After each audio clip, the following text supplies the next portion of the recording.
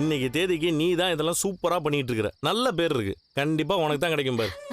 கிடைக்கும்னு நம்புறேங்க. பெரிய ஆர்டர் வேற கிடைச்சா ரொம்ப நல்லா இருக்கும். பார்க்கலாம்.